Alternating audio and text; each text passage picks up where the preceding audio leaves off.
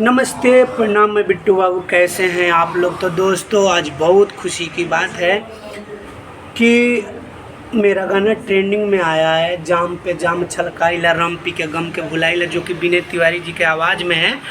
और आप लोग ढेर सारा प्यार इंस्टाग्राम पे आप लोग दे रहे हैं। इसके पहले एक और गाना मेरा ट्रेंडिंग में था, विनय तिवारी जी के आवाज़ में। वो वाला गाना था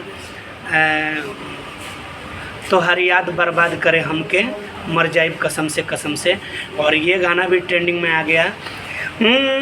जाम पे जाम छलकाइला,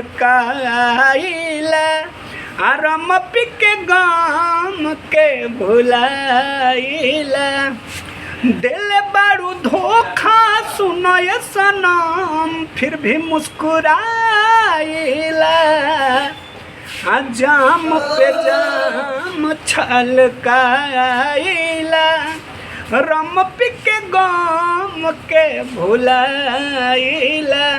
तो ये गाना जो है, अभी आप लोग इतना प्यार आशीर्वाद दिए कि ट्रेंडिंग में चल रहा है।